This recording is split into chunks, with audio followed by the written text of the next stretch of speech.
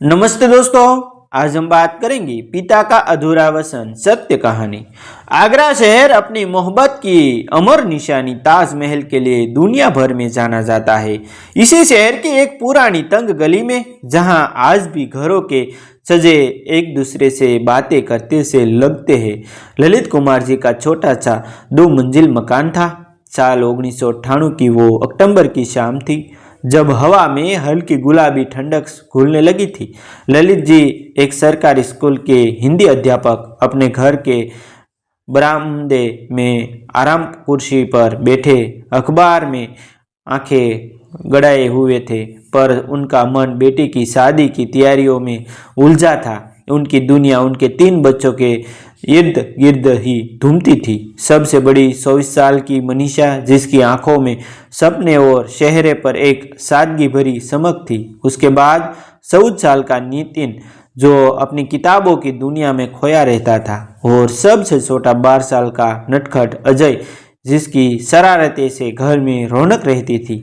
ललित जी की जिंदगी का बस एक ही अरमान था, अपनी लाडली बेटी मनीषा की शादी धूमधाम से करना। वो अक्सर अपनी दिवंगत पत्नी की तस्वीर के सामने खड़े होकर कहते, सुमित्रा, देख रही हो हमारी मनीषा के लिए दिल्ली से कितना अच्छा रिश्ता आया है। लड़का बड़ा भी इंजीनियर है, परिवार भी खानदानी है। हमारी बेटी वहाँ रानी की तरह रहेगी। बस एक बार इसके हाथ पीले हो जाए तो मैं गंगा नहा लूँ। जब मेरी बेटी की डोली उठे तो पूरा आगरा देख कि एक बाप ने अपना फर्ज कितनी शिद्दत से निभाया है। और वो दिन आ भी गया। मनीषा की शादी की तारीख पक्की हो गई। घर में जैसे बरसों बाद कोई बड़ा उत्सव आया हो। आंगन में दूर दराज से आए ससियों और मामियों की हंसी ठिठोली गूंज रही थी। सिलबट्टे पर ताज़ी हल्दी पीसी जा रही थी, जिसकी भीनी भीनी महक पूरे घर में समा गई थी। मनीषा अपनी सहेलियों से घेरी शर्माते हुए अपने हाथों में पिया के नाम की मेहंदी लगवा रही थी। उसकी सहेली उसे छेड़ रही थी, देख मनीषा, तेरी मेहंदी का रंग जितना गहरा होगा, तेरा साजन तुझसे उतनी ही मोहब्बत करेगा। यह सुनकर मनीषा का चेहरा लाज से सुख होगा ज़्यादा। ललिता जी एक पल को भी चैन से नहीं बैठ रही थी। कभी वो हलवाई के पास जाकर पकवान की खुशी जांचते हो, कभी टेंट वाले को मंडप की सजावट के निर्देश देते। उनकी आंखों में एक पिता के कर्ज को पूरा करने की जो खुशी और संतुष्टि थी, वो अनमोल थी। भारत आने में महज 3 दिन बाकी थे। वो सुबह घर में सबसे ज़्यादा भागदौड़ वाली थी। आंगन में शहनाई वाले अपनी धुनों का अभ्यास कर रहे थे। मनीषा अपनी माँ की पुरानी भारी भरकम सुंदर खोलकर उसमें से शादी का लाल जोड़ा निकालकर उसे निहार रही थी। उस जोड़े में उसकी माँ की यादें और उसके अपने भविष्य के सपने लिपट हुए थे। ललित जी की मेहमानों के लिए गंदे और बिस्तर लगवाने में मदद कर रहे थे।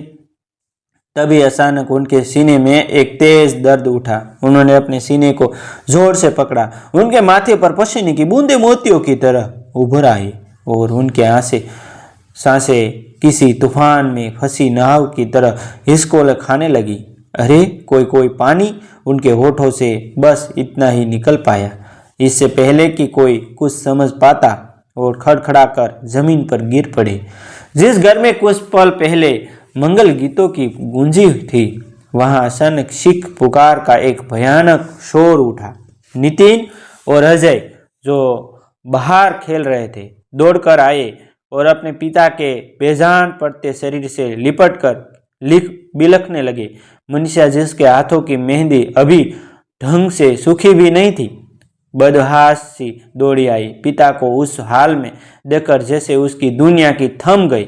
मोहल्ले वालों की मदद से किसी तरह ललित जी को पास के अस्पताल ले जाया गया, पर किस्मत ने अपना क्रूर खेल खेल दिया था। अस्पताल पहुंचने से पहले ही रास्ते में ही उनकी सांसें की डोर हमेशा के लिए टूट गई।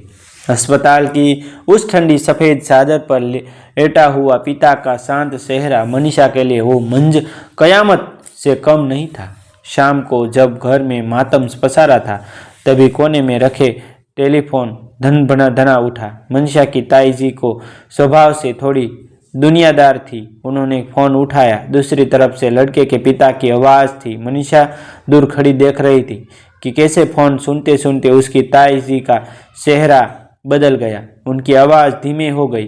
फ़ोन रखने के बाद वो भारी कदमों से चलकर घर की दूसरी औरतों के पास गई और धीमी आवाज़ में बोली, उन्होंने रिश्ता तोड़ दिया। एक औरत ने पूछा, लेकिन क्यों? ये तो सरासर अन्याय है। ताई जी ने एक ठंडी सांस भरी और कहा, उनका कहना है कि अब घर में कोई मर्द नहीं बसा जो कन्यादान की रस्म पूरी करे। समाज में उनकी बड़ी इज्जत है। वो ऐसा अपशकुन मोल नहीं ले सकते। कह रहे थे कि अब इस घर में बात करने वाला भी कौन है, इसलिए आपको फ़ोन किया है। यह सुनकर मनीषा पर जैसे पहाड़ टूट पड़ा। उसे अपने पिता की मौत से ज़्यादा इस बात का दुख हुआ कि जिस समाज की इज्जत के दुहाई देकर उन्होंने रिश्ता तोड़ा, उसी समाज ने संकट की इस घड़ी में उसकी इज्जत का जरा भी ख्याल नहीं रख लिया। घर के आंगन में सजा हुआ मंडप अब किसी वीरान भूतियों हवेली सा लग रहा था और उस पर पड़ी फूलों की लड़ियों जैसा मूर्खा गई थी। मानो वो भी इस घर में मातम में सारी फूल तेरह बीत गई। मेहमान और रिश्तेदार धीरे धीरे अपने घरों को लौट गए। घर में अब एक भयावह खामोशी पसरी थी, जिसे कभी कभी अजय की दबी दबी सिसकारियों तोड़ देती थी। उस रात जब पूरा घर सो रहा था, वो उठी और अपने पिता की माला सड़ी तस्वीर के सामने जाकर खड़ी हो गई। कमरे में अंधेरा था, बस एक छोटा सा दिया टिमटिमा रहा था, जिसकी रोशनी में ललित जी का मुस्कुराता चेहरा चमक रहा था। उसने अपने दोनों छोटे भाइयों नितिन और अजय को देखा, जो एक ही चादर में लिपेटे सोहमे हुए सो रहे थे। उनके मासूम चेहरों पर पिता को खोने का गम और भविष्य का अनजान डर साफ लिखा था। मनीषा ने अपने आंसू पीसे उसने तस्वीर पर हाथ फेरा और कांपते हुए लेकिन दृढ़ स्वर में कहा, पिताजी, आप मेरी शादी का सपना देखते हैं, पर आपकी असली दौलत, आपकी असली विरासत तो आपके ये दोनों बेटे हैं।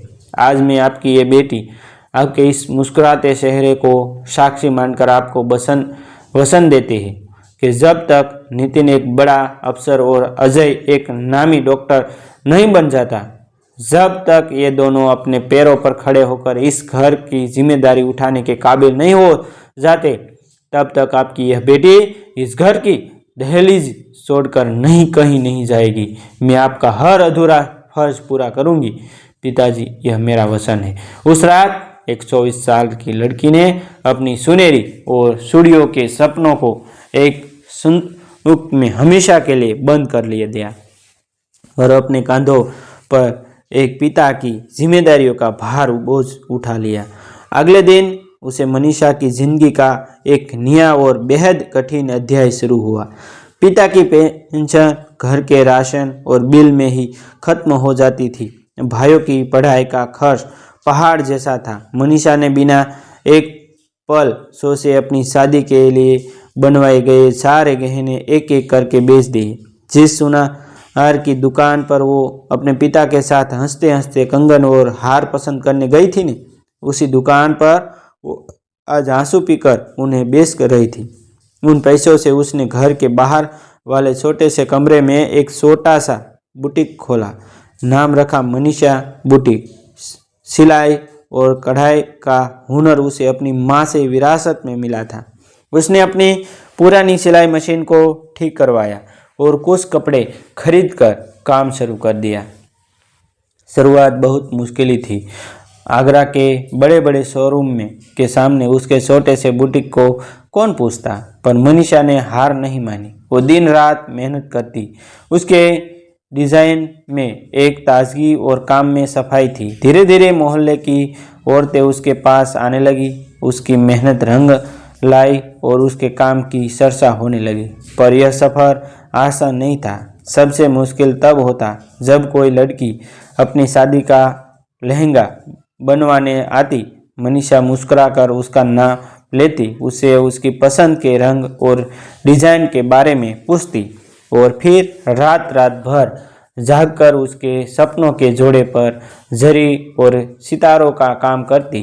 हर टाँके के साथ उसे अपनी अधूरी शादी और अपने टूटे सपने याद आती। उसने अनगिनत दुल्हनों के लिए खुशी सिली थी, पर उसकी अपनी शादी का जोड़ा सुंदक में पड़ा पड़ा पुराना हो रहा था। कई बार काम करते करते उसकी आंखों धुंधला जाती, उसकी कमर में दर्द से अकड़ जाती, पर जब वो अपने भाइयों के हंसते हुए चेहरे देखती तो अपना सारा दर्द भूल जाती।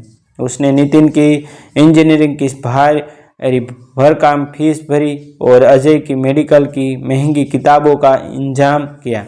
इन 12 सालों में उसने कभी अपने लिए एक नई साड़ी नहीं खरीदी।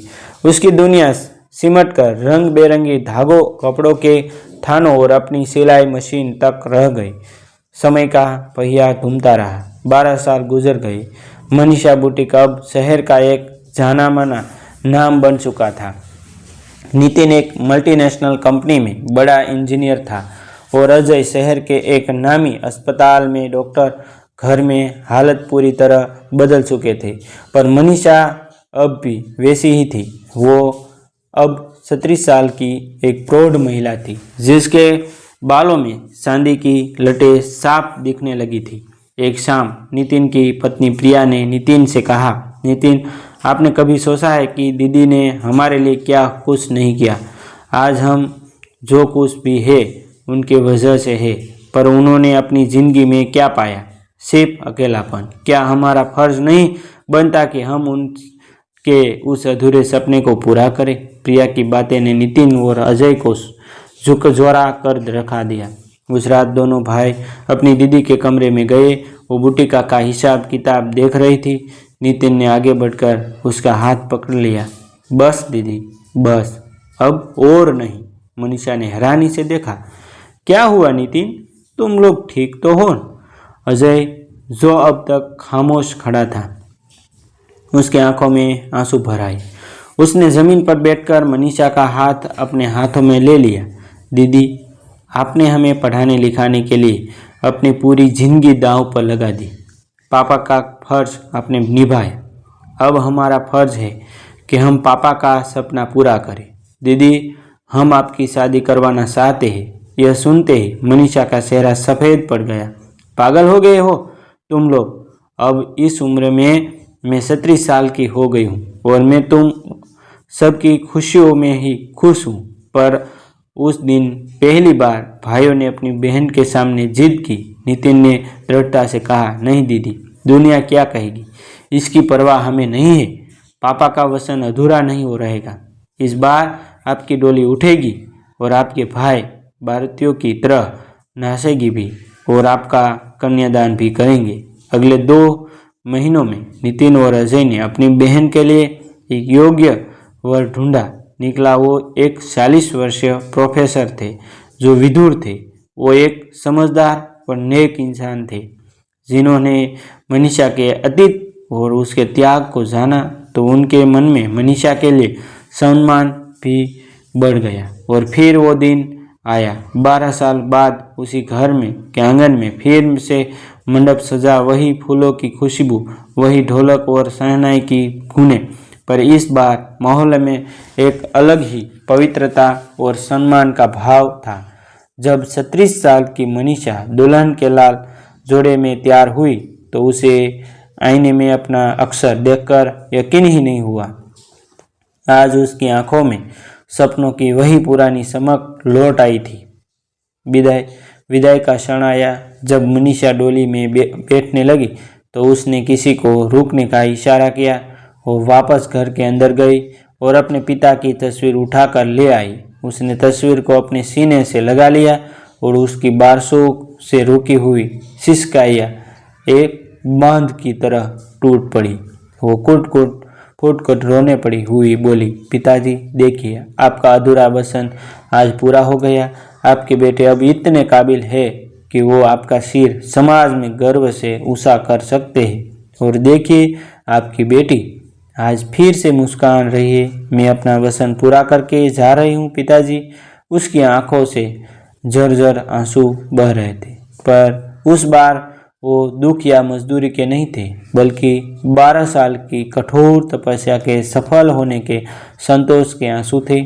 अगर इस कहानी ने आपके दिल को छुआ है तो कमेंट में अपनी भावनाएं हमारे साथ जरूर साझा करें। भविष्य में ऐसी ही दिल सूझ लेने वाली पारिवारिक कहानियों से जुड़े रहने के लिए हमारे चैनल आप सब्सक्राइब कर लीजिए, जो आपके जीवन में कुछ नया करने के लिए हमारा चैनल आपको अवश्य प्रेरित करता रहेगा। थैंक यू दोस्तों, मिलते हैं एक नई वीडियो के साथ, एक नई स्टोरी के साथ। तब तक बने रहे हमारे चैनल के साथ।